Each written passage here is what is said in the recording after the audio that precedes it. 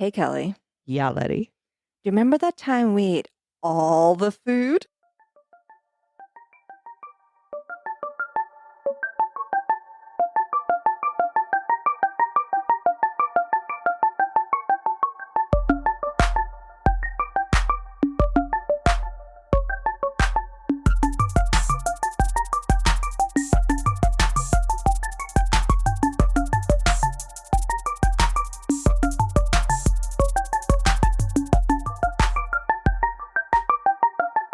Good morning. Good morning. Welcome to WTH ADHD. Because what the heck with eating? Oh my God. Seriously, when we started talking about this episode, it's literally, I went through my whole entire life going, oh my God, this Food is has insanity. been food has been a very difficult relationship for me, more so than friendships or romantic Oh my relationships God, or work. yes. It has been the hardest relationship of my life. For me, yeah, I've got to say it's been the hardest thing I've ever had to deal with. And it stems all the way back to early childhood, my parents. I blame Christy Brinkley because she was perfect and I wanted to look like her. Well, we went and I mean, the world back then, at once all those beautiful supermodels and everyone came to being, it became, I guess it's always been like that though. I think the difference is that, yes, I wanted to look like Christy Brinkley, but one of the problems was there was a reason I couldn't really achieve looking a certain way, not just because of body positivity, but because I had a really difficult time inhibiting my impulses to eat. Hmm. And ADHD really complicates relationship with food. And it can be, kind of either side where you're overeating or you're undereating. Hmm. And we'll talk a little bit more about the mechanisms that really take place and they're a really big part of how you experience food. And I thought it was normal, that people would just like get hungry and then you just eat until you're so full, it Hmm. almost hurts. But then I would look at really thin people and I didn't really understand how you could operate, on so little and be fine. Like I felt like I would die if I didn't Right. eat. And food for me growing up was a huge reward. Huge reward. Now, My dad, do you know why it was a huge well, back reward? then, no, I just thought I was lucky because my dad went and bought a blueberry pie and we all got to have a slice of it. Or he bought the marshmallow cookies and we all got to eat the cookies at the end of the night. Okay. I want you to think back to that blueberry pie. Can you picture it? Oh, yeah. Can you smell it? Oh, yeah. Can you remember what it felt like, that Oh, yeah. bite? Oh, yeah. How wonderful did you feel in that Oh, my first God, bite? it was the best. Right. So the reward mechanisms in your brain activated, Hmm. right? And that got all kinds of dopamine flowing. Oh, yeah. Um, Pray tell, what neurotransmitter were you low of at the time? I don't know what you're asking me. I'm sorry. so, I do not know of what you speak of. so the neurotransmitter that is typically deficient for people with ADHD is dopamine, Right, right, which right. plays a huge part in your reward mechanisms. Hmm. And food, well, that gets all of that going. And so it serves a really wonderful regulatory purpose Hmm. in your brain. So not only are you satiated because you're getting all those hunger signals, quieted down, but now your brain is flooded with all these feel good hormones that you Hmm. don't have enough of Boy, them. oh boy, do those blueberries feel good. I mean, I can, I it's know. so Right? vivid. Yeah. And so for humans, for us, it's very important to have that reward mechanism in place because it's an ancient neurotransmitter. You ate you found something wonderful out as you're foraging, and your brain gives you that reward mechanism because that ties into memory and that helps you remember where you got that from and it keeps you fed. But of course, like I know where it is. It's at Ralph's. Well, yeah, now that you're an adult, you know where it And in is. a modern society, I don't Yes, necessarily need such a high reward for food, but because I operate on such a low dopamine on a day to day, that high reward becomes something I will seek because it gives it to me. It's easy, exactly. easy, easy, easy. And growing up with me, I don't know about you, but my mom was like a Weight Watchers mom. My mom was always watching her weight, and me and my sisters all had weight issues. So our household didn't have anything bad in it When you say weight issues, except how is that qualified back then? qualified back then. It meant that we we were a little overweight. Because there was no body positivity back then, like, No, none. So mm, if you were even just chubby, forget it. You were fat. and You're just a that was a fat bad girl. thing.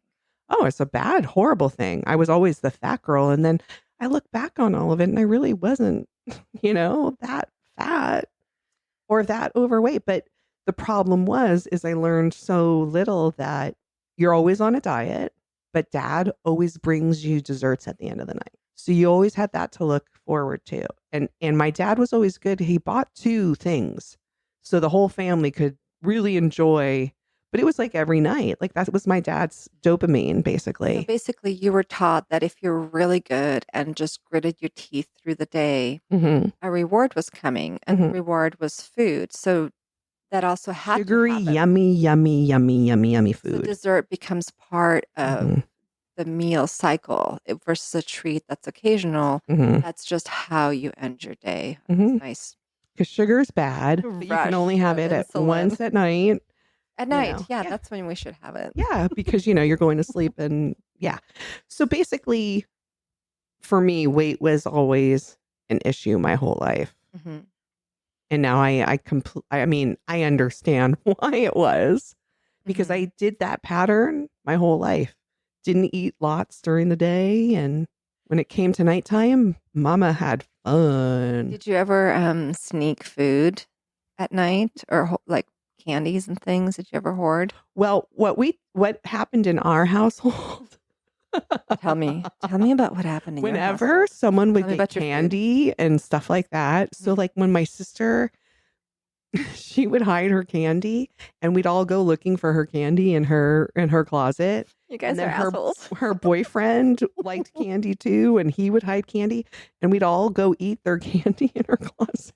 So, You stole your sister's oh my god, candy. yes, but I never hid food until I was older and like with my husband and stuff like that. I hid Okay, my food why did you start that then? because I didn't want him to see me eating the chocolate that I love to eat at night. Why? I don't know. Now I don't care. Like it's so weird in the last like 10 years. Hmm. Now I can eat that chocolate in front of him. Is it because you stopped caring about everything? He never cared He never. anyways. So Like he why was did never you that care? What dude. did you I think? let go of this. I let go of the stigma behind it. Behind what? Eating chocolate alone at night. So bonbons at night were a sin, a no-no Yes. in your mind. In my What did it mind. represent for you? Like, what did you? Who does that? Who's that person that you didn't I want to don't be that does that bonbon eating at night? God, I don't know. I'd have to like I think I need to think about that, but I used to love sitting in my bed popping M&Ms. Oh my gosh, I'm gonna picture this: you in your bed, Seriously. just M&Ms, watching TV, Yeah. or Yeah. and then you hear the car and you like hide it in your Well, drawer. remember my husband always worked nights, so I So, never had to worry about that, that. so this was your alone time. Hmm. Yeah, and once my child went to bed and this was definitely early years of her Hmm. childhood, Hmm. I would then go lay down in bed and I had it in my nightstand in the drawer and I would literally just pop M&Ms, So what you were doing peanut there, butter M&Ms.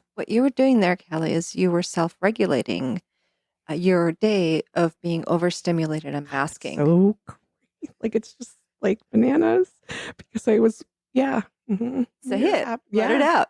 Let it out. Say it. Crazy. What? that you were regulating. Yeah, I was absolutely like, that's what I do every night, except now I don't eat at Mhm. night. Yeah, we still need to regulate from Oh being God. overstimulated. But as you can see, food has such a powerful force in helping us regulate because it does provide that really wonderful large burst of dopamine. And that can lead to all kinds of eating problems, Mhm. right? In the realm of excess. I mean, I was all about the excess for a period of time, but I'm going to, wind back from those teen years of excess. And in Hungary, food for us was, we'd walk over to the butcher, we'd get the meat. There were 3 meals, maybe a little snack. We didn't eat a lot of food. It was, everything was rationed in terms of money. And I remember waiting in Right. long lines for bananas Mhm. in the snow because we would get them in the winter. And then around Christmas, we could get these blood oranges Mhm. that were wrapped in paper and we would get them for Christmas gifts. So food had a scarcity to it. If the store was out of food by the time you got there in the afternoon, there was literally empty shelves Mhm. and milk came in bags. So there'd be like 2 or 3 leaking bags of milk. There would be just no bread, no meat, no sugar, no flour, nothing, maybe some potatoes. So there was a lot of scarcity that would go through these like periods depending on, how the Russian occupation was impacting the Mhm. food supply at the time and weather and who knows what, I don't know. I was very young. So food for me did hold this reward mechanism that was not just the pleasure of eating it, but getting it. Right. And I'm all about the hunt. You know that, Mhm. right? Like popping the tags. And I think part of that hunt for me is also like you like get in there and like, Mom, I found a cheese. It was in the back and like Right. let's buy this cheese. And I remember finding this like smoked mozzarella one time and unraveling that beautiful braid and just so much pleasure from not just the smokiness and the eating it, but the fact that I'd found it and no one else had seen it because it was in the back and I was little. So food had always been this sort of hunter-gatherer issue. And it's not that I don't remember being hungry, so I was fed, but food was also this sign of independence and, like Mhm. all this stuff. I remember my first meal by myself. I must have been like 6. And I walked out of the house with some money that I had saved up and walked down the street to this restaurant by myself, sat down and ordered a liver and onions and ate. That's And I bananas. felt so grown up that I had Mhm. ordered this food by myself. I'm And nobody sure. knew about it. And I had this like secret meal. Yeah. And so that secrecy around food came too because that scarcity means you have something someone else doesn't Right. Right. and you want to hide it. So I think, this really galvanized for me when I came to the United States. We went through a scarcity period where we did not have access to food for 6 months. And when we came here, my grandfather hid us in a house up on a hill because he didn't want to tell his second family that he left children in Europe and escaped during the 56 revolution. So when we had come here, he made a lot of effort to not let his current family know that that's something that he had done. So he hid us and he told us we couldn't leave the house. And we were in this unfinished beautiful 2-story home in Monterey Park up on the hill. No electricity, just cold water, concrete floors, no refrigeration, no gas. And we sat there and waited for some kind of help. And eventually we like wandered out and found a little market and got a little cooler. And I remember like splitting a slice of bread between my mother, my aunt, the dog, and I and eating like cereal with water with like chocolate powder in it. So food was really hard for Oh my us. gosh. It Yes. was, and we lost so much weight. We all had collarbones and ribs, and And I remember I like went to this neighbor's house down the street. They always kept their garage open, and they had like hundreds of Shasta sodas in the garage, and I would steal it, Mm-hmm. right? Because sugar. Mm-hmm. I was just hungry a lot back then. And this food, get, need, and shovel it as much as you can became a thing for me. And so as we had access to food, I remember these really large meals. My mom would make this just huge pot of spaghetti and we would put a giant serving. Uh-huh. And when I say giant serving, I mean like my head on a Mm-hmm. plate. Mm-hmm. And I would eat it all. We'd go to like the smorgasborg Yes. smorgasbord restaurant with my stepdad, and he was in his 20s. He was an athlete. He could eat. I would eat him under the table every time. You eat everyone under the table. Every That's what I time. do. I definitely know about you is that's one thing I know about you is you eat everyone under the table. I don't understand how that works. But then, I would have this internalized horrible feeling that I did it again. I couldn't control myself. And that's the ADHD. I was not able to inhibit my impulse to keep going, to keep feeding because it's the dopamine. It's coming, it's the dopamine, and it's triggering all these things of trauma and not enough neurotransmitters to feel good. It's just my brain's like on fire when it comes to food. And it wasn't until my early 20s where I felt so out of control. And even though I was exercising a lot, I mean, a lot, like at least 5 times a week, maybe like 10 to 15 hours easily, if not much, much more on the weekends. Mm-hmm. But it was never enough to kind of get me in a shape that I liked. I always had this like layer of flubber on my muscles. I was a competitive swimmer, a competitive cyclist, a competitive runner, a triathlete, kickboxer, and I still always, always, always felt fat. Mm-hmm. It didn't matter what I looked like to others, I felt fat. Mm-hmm. And I think that was just because I was internalizing this not being in control. And I associated that with sloppiness, with weakness, and just being disgusting. Mm-hmm. And I thought I was disgusting. God, I did too. I really did. I thought I was just a gross human that could not be trusted around food.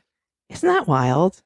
And I would hide like really good foods in the cabinets because I didn't want anyone else to eat them because that would be Mm-hmm. my like you, that would Mm-hmm. be my regulation time, really Right. enjoying this secret pleasure of food. But it did make me a good cook.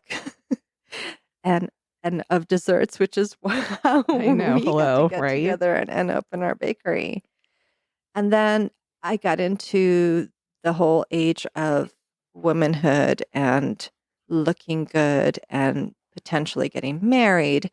And then I went into that hyper focus of complete looking at every calorie, Mm-hmm. macronutrients, and highly restrictive eating, which can also be part of the ADHD hyper focus. Right.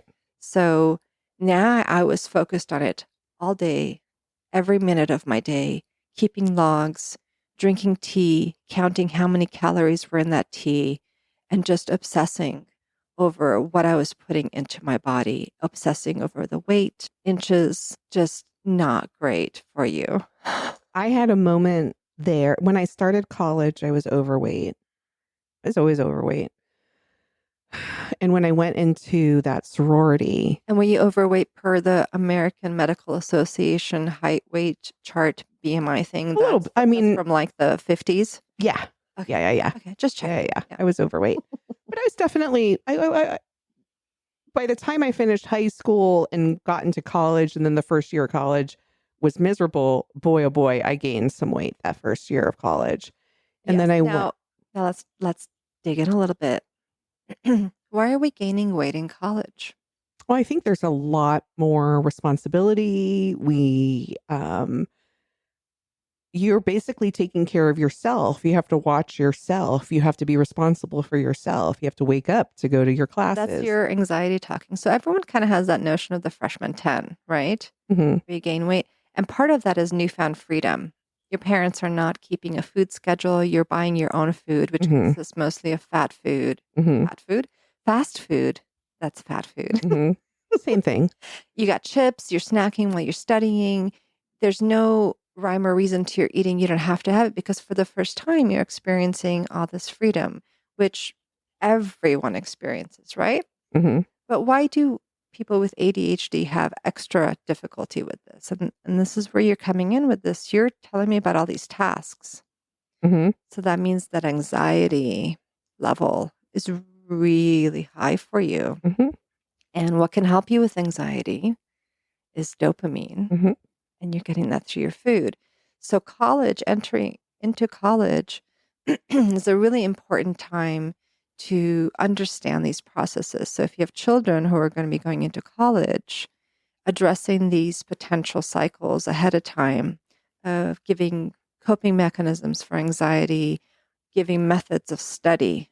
How do you study for tests and planning to reduce anxiety is very important to help build a better relationship with food. But I did in college when I had the opposite effect too, like you did. After I want to say it was my third year in college, I was in a sorority. I had a boyfriend who was my boyfriend when I was bigger. Mm-hmm. And I feel like this happens to a lot of college kids too. I went on a really big downward spiral of losing weight.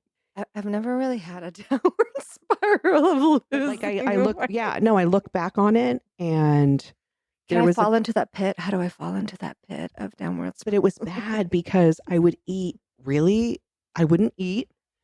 barely ate, and I was sick every 2 months. Like with a cold? Yes. And I mean like a really So bad cold. your immune system was low, but you were also in a high anxiety state, which drove your immune system lower too. But I wasn't getting any nutrients. I was with my boyfriend and Did you feel really friends. depressed too at that time?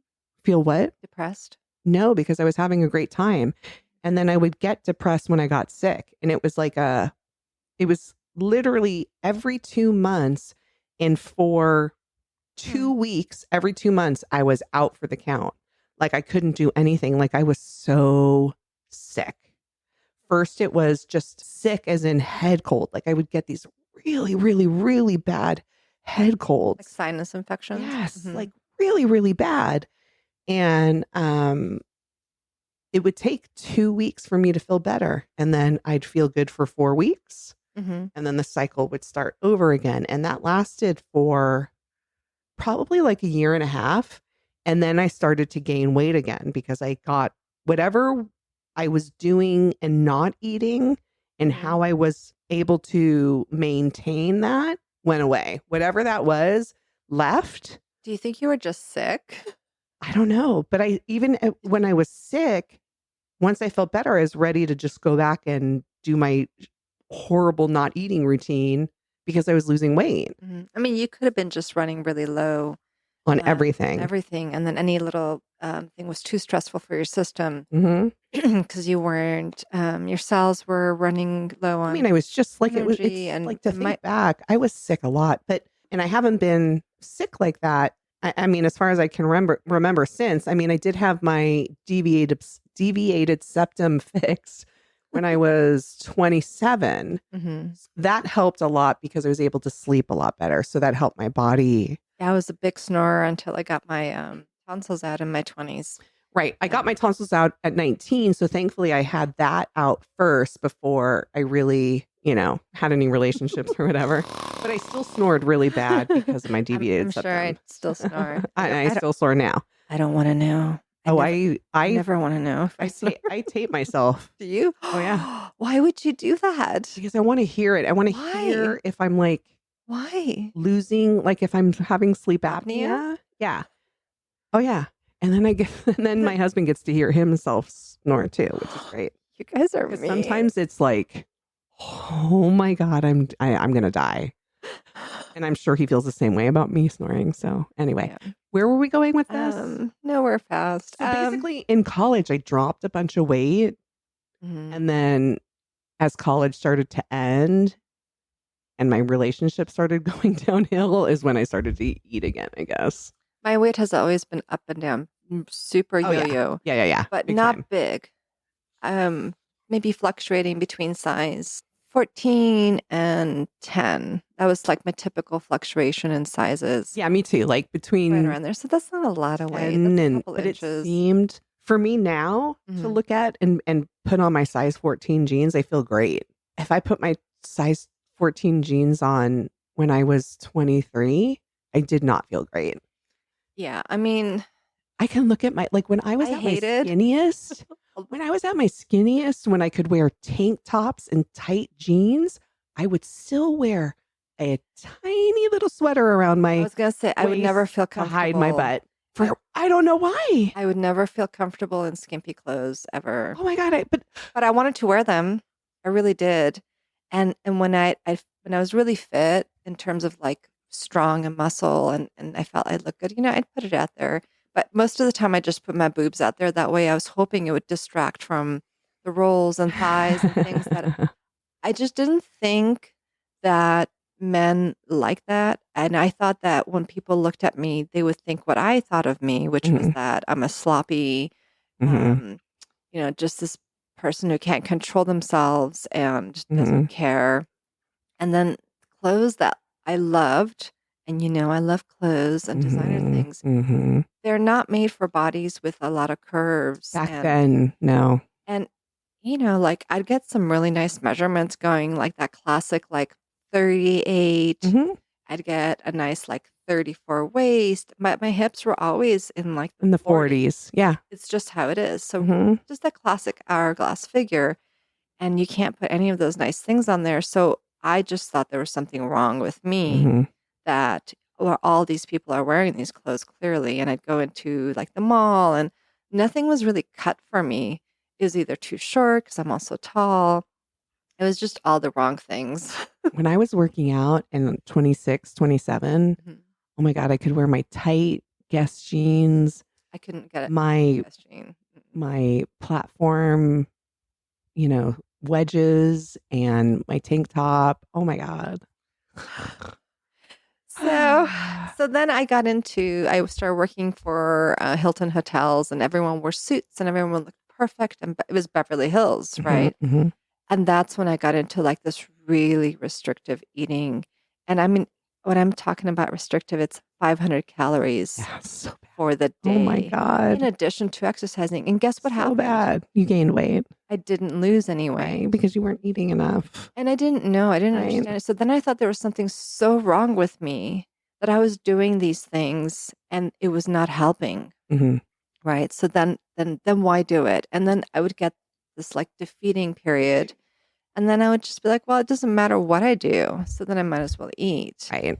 And, looking back at the pictures, I mean, I wasn't fat in what I thought at the time I looked to myself. So there's definitely some that was going on with me. I Mhm. couldn't see clearly what I looked like. And I don't think I still am able to at this point, but I have a much better relationship with food. And part of what helped me was to actually really look at the beauty of food and Mhm. enjoy the cooking of it and enjoy the growing of it. I grew a lot of my food and that kind of helped me connect with my food a little better. But then really what did it for me ultimately was fasting. Fasting for me allowed my brain over it took a couple of weeks, but it took me I know it's counterintuitive, right? I'll get there. So Mhm. But so I mean, fasting not in the way where I was eating 500 calories in the day and counting my 20-calorie, you know, sliver of grapes or whatever I was eating. That's just insanity. But fasting is in giving my body a little time from evening through the night and to the morning, that little time to digest and heal and rest. And somehow when I did that and I would do like 12 to 16-hour fast, it allowed Mm-hmm. me to not eat so rapidly, like just like shove it down my face, and letting Mm-hmm. myself know that food was coming, and great food was coming. It allowed me to eat smaller and better. And I don't know Mm-hmm. how that worked in my brain. And maybe Mm-hmm. I'm just older and I was ready for it too. So Mm-hmm. it's much easier now. I also know that I can't eat certain things because they will trigger me. Mm-hmm. So Mm-hmm. carbohydrates are a high trigger for me because they were the thing that was cheap to get that would give me that release from Right. starvation. Right. So I can't Right. eat pasta, bread, rice, the white things every day. I I eat Mm-hmm. them once, twice a week now, and very consciously, I'll bake a good bread and I'll eat some of that or things like that. But it can't be part of my daily lifestyle intake because it will trigger me. Mm-hmm. I just know Mm-hmm. this about my body and my brain. I Mm-hmm. certainly do indulge in it, and same with sugars. But again, I'm really careful now when I'm doing it, and I'm conscious about when I'm doing it so that it's not that impulsivity leading me down the path.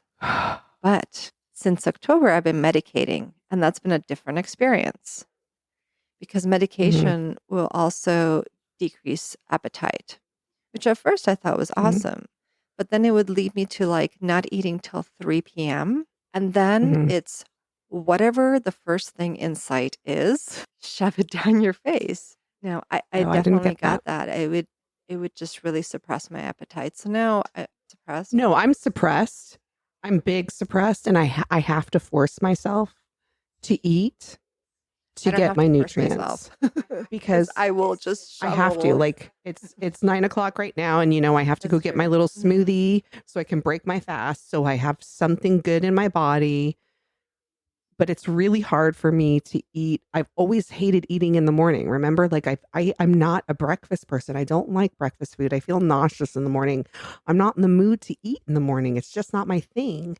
But now that I'm on this medication, I have to because I'm not getting enough food when I just have a little lunch and a little dinner because my Mhm. appetite's still suppressed. But I'll eat lunch and I'll eat dinner, and I don't think I'm getting enough nutrients in those 2 meals because I'm not snacking in the middle of the day at all. I don't have any desire to snack. So I have my little smoothie that has my fruits and veggies in it in the morning to help get me through to break that fast I and get can't my start off with a body smoothie going. because it's too much sugar and it'll just cascade me into like eating all day. So I have to have Oh, protein. interesting. But this is Nope. a dairy-free, no sugar added. It's literally just pressed fruits You're a pressed fruit. and that's it. I'm You're a a cold cold, pressed fruit. badass pressed fruit. Pressed And I need fruit. protein. Yes. But for me, this is what's helping me. And this is what's helping me lose weight now. And the fact that I know I'm not getting enough nutrients in my body and I am feeding my body when it needs to be fed because I know I'm not eating enough is a huge thing for me to do because that is Right. completely Which opposite was of too what I've much. ever Yeah. done before.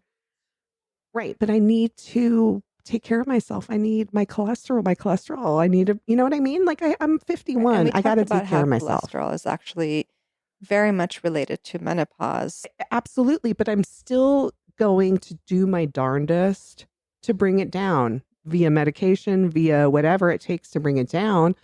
Because even if it is just because of my menopause, I'm still Right. getting the buildup Mhm. in my arteries. Sure. Yeah. And I don't want that. Yeah. Just You know, reduce I your mean, it's just animal it. But proteins. I also don't Yeah. want people to, right. And I don't want people to think I'm on You don't Ozempic. have Ozempic face. I can tell you that right now. You are not I know, gone. right? But if I lose another 20 pounds and I actually get back to the weight I was before, like when I had my daughter or right before I got pregnant, I'll definitely be thinner, but Don't worry, Kelly. I We're won't both look gonna like have that. jowls no matter how much weight we lose. Oh my God. That might be the one thing I do Do you think people bring are my neck picturing up. like 300-pound podcasters right now? Yeah, right? No, we're not. And then that's what the thing is I can, okay, so I lost about 20 pounds, but unfortunately, it's another story. I was sick, Excuses, yada, excuses, yada. Kelly. I was, no, I was honest, actually, truly sick and was taking medication that really ballooned me up But and you it had really thyroid put me in related issues, which can, a fucked up, yeah, I the had a thyroid fucked up can head, really but impact now how you are able to you're, yeah. metabolize. So I have thyroid issues. And, but now that we're getting those under control and I'm able to not, well, when I wasn't on the medication to take it, it enabled me Mm. to lose Well, weight because you as need, well. So going but you off of need that to have your medication, metabolic processes running correctly to even manage anything, right? So when it's not running well, mhm, you're going to experience weight either extra if you're hypo, and then you're going to mhm. experience less if you're But hyper. I So was you, hyper. The medication they gave me to correct the disease that I have right, causes because weight gain, you're not only major weight slowing your gain. metabolic rates down, you're changing other processes in your system. But in the end, the weight that I'm right now, I could stay this weight and be happy because I can look at myself in the mirror naked and it doesn't gross me out. I'm just picturing you right now in the bedroom looking at I've, I've yourself actually I've actually done it. I and done you it going, because I you had know what? to. I'm not I grossed out need right to get, now. yeah, yeah. Like I look actually pretty good for 51 and have Hmm. meno belly.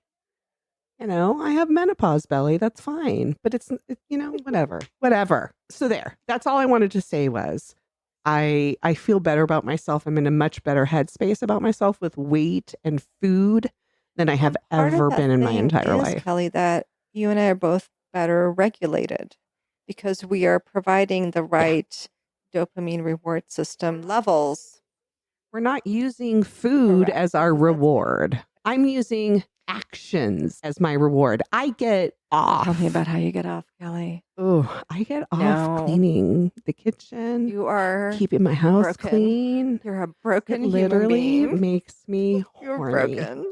Oh God, I love it. But like because I'm putting my dopamine Well, to you're use leveled. You're in other leveled. ways. Now, when I don't take my Hmm. medication, I do get really hungry. I'm tired, and that day I'm gonna probably eat a lot more, but I'm aware. And that's really what has changed for Hmm. me Yeah. is I have Yes. a different Agreed. awareness Yes. for the causality of when I want what I Hmm. want. And the diagnosis has really opened my eyes to all these other areas that were, and I keep going back to that word, reactive, right? Living in this sort of responding Hmm. to a need just totally subconsciously. And I feel like that got me into so much of these cycles that I experienced. Hmm. All of them. Are you But I freaking will kidding say me? that I still have All of them. clothing sizes from size 6 through size 16, and I have half of it like Mm-hmm. stored because I'm so Mm-hmm. scared that I'm going to go back to that 18. But then I'm keeping that 6 because like maybe that'll happen. I'm hanging around like a 12 right now. That's like my size, 10, 12, depending. But Mm-hmm. my brain can't get rid of those clothes because I've done that so many times where I would get rid of the fat clothes or get rid of the skinny clothes because I just didn't want them in my closet. And then I have to rebuy different size clothes. So right now I'm hoarding. I'm a hoarder of clothes because I can't believe that I can stay this size. Okay. Talk to me, I Kelly. okay. Talk to me about this. I believe. Okay. I believe that you How? can. Okay. Okay, Just but, here we go. I believe that I can, and I believe that you can, because we are in a very different headspace than we were 2 years Oh, ago, yeah. a year ago, 6 months ago. I'm going to tell you right now, Claudio and I got rid of all my size 8 It's never and happening under again. clothes. I'll never be a size 8 ever. Even when I'm 160 pounds, I was never a size 8. I was a size 10 because I'm 5'7", and I'm that's the way my body is. I have long arms. If I buy something that's a medium, and it's long sleeve, it's too fucking short for my arms. So I always have to buy a large top, but that's fine. That doesn't matter. I got rid of all of my size 16 clothes. Yeah. All of them are Should I gone. do it? All of them are gone because I'm not going to be a size 16 again. I don't feel like I'm ever going to be a size 16 again. Right now, I'm like a size 14, and I have so many clothes that are a size 12, 14 that I get to get into hopefully soon. And that's just kind of what I'm looking forward to. But I have enough size 14 right now that I could just be fine with what I'm wearing now. I just have that fear. And I think part of it is that scarcity. I think you need to, I want you to face that fear because I really, really, really, really, truly believe in my heart we're never I feel going like back it's just to like that. 2 weekends of eating pie and I'm back there. God, but I don't think you're going to have 2 weekends of eating pie. That's the thing. I don't think you're going to do that. I mean, but if you really, really want to, why do you want to? What if What is making you want to? You know what I'm looking forward to right now? I'm going to eat like how I've been eating, eat really, really good. And Mother's Day is Sunday. Nice. Oh my God. Like I'm so excited for Mother's Day but you know what's going to happen is I'm going to eat what I want to eat. I can't I'm not overeat going to because eat a I lot heartburn now. because So yeah. I can't overeat anymore either. It's just not in me. I think the test for you this week is it I want you to get rid of those size 6 clothes. I want a Scantron test. No. I want a Scantron. No Scantrons. I want you to get rid of size 6 and under because Leti, you're never going to be a size 6. You're fucking 5'9". You're never going to be a size 6. Ever. I mean, it wasn't that long ago I was Ever. a size 6. It was when we started the bakery. That's where I was. Yeah, but we had a very big you had a very big weight loss drop right before that, and that was not sustainable. Come on. You were not eating right. You look fucking fabulous. But you went through a very bad eating strike, and that's why you got there. Working out, living the Italian life was just fine. Okay, I get it. Okay, but get it. You listen to my words. Get rid of the size 6 clothes and get rid of the size 16 clothes because you're never going to be a size 16 again either. Clothes. Remember, I'm a complicated person when it comes to, holding on to things. I hold on to the whole thing. But you're never going to forget the fucking memory. I remember like where I was, where I wore them, and oh my God. Yes, Leti, you have to get rid of 1 trash bag of size 6 and 1 trash bag of size 16. Like, for realsy? Yeah, like I could go show you my closet. Like my closet has never been so. It doesn't look great because it's scattered, but like everything's put away. Like I have a spot for everything now finally in my fucking life. And I have a nice big freaking, what are those called? Closets. And I'm actually like, it's not overstuffed anymore. Mine's an asshole. Definitely plentiful. But I will say this, we're definitely in a space where we're declutterizing and getting rid of the stuff we don't need. You don't need it. You never know. Like you're going to need it. The commies could be coming. Because the commies are coming. You know what, Leti? And you're going to need Stop it. There's no commies coming, and you're not going to need your size 6 jeans when the commies come, if they come. Sell them for bread. You know what you need? It's somewhere to hide. So you need to get rid of those boxes. I know you have a place to hide, but I need you to get rid of those boxes. I need you to get rid of them. I'll work on it. Okay, that's fine. I'm there. You're not there yet. We'll get you there. We'll get you there. Hoarding. Yeah, we can talk about that. I just turned into a tiny little sweat ball thinking about talking about hoarding. We can talk about that next episode because you cray in that. But food was a mystery. I don't think it's a mystery anymore. I think I understand it a lot more, and I see my daughter eating like a teenager, and at this point she's on medication. I need her to just have something in her body versus my daughter who puts everything in their body. I need her to have any kind of calorie I can get in her at this point right now, because she's But like a size 4 they've and always she been a doesn't eat light a lot eater, though. and she So that's kind of needs, how their body yeah. operates, and as long as they're not tired But and then that might and be they're how not.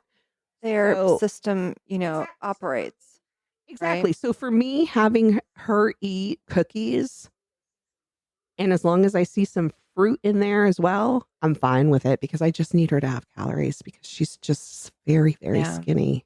And it's because she doesn't have an appetite because of her medication, and she has ADHD. So she has horrible textural Right. issues with But food. my daughter's the same in terms of medication, same kinds of medications, same kinds of, well, definitely a lot of textural things, aversions. But when they come home from school, because they've spent a lot of time masking and a lot of time Uh-huh. dysregulating from their other sensory needs, I watch them eat one of the giant deli matzo ball soups. I watched them eat a cookie. Then they went and got some more snacks. And then they went and got some more snacks. And they just eat and eat and eat. And I see it as that regulating from the day. Yeah. So, Yeah. we kind of have to look at these systems of regulation too. And we can talk a little bit maybe Yeah. more about systems of regulation. There's actually some really great things we can discuss on that and Yeah. how we become dysregulated, especially those of us who have ADHD. So maybe we can chat about that next Right. time. That, Okay. that would be good too. Well, Yeah. thank you for joining us on our uh, WTH Yes. ADHD Wow. Thank adventure. you. I hope that Uh-huh. maybe some of our discussion of food you were able to connect with and feel not alone, and you're okay, you're fine. If you suspect you have ADHD, I do still recommend that you talk to a professional because becoming regulated can help you stop these Hmm. cycles. It really Yeah. is a life changer. And it's No, I'm not not. I'm instantaneous. not It's done. gradual. We've only been doing this for 6 months. I feel like I've Yes. really changed a lot in the 6 months, but I have so much farther to go to really, really, really tune in Right. Wrapping my brain around my it is one thing. things. Discovering the Right. sensory systems and those and Hmm. recognizing them in the moment is another. I'm learning to recognize Hmm. when I'm Exactly. dysregulated or what the Hmm. reasoning behind my actions are. So I'm less reactive. Hmm. And that's really Hmm. thankfully through medication I've been able to do that. Well, thank you for Agreed. being with us, and we'll see you next time on WTH ADHD. ADHD. Bye.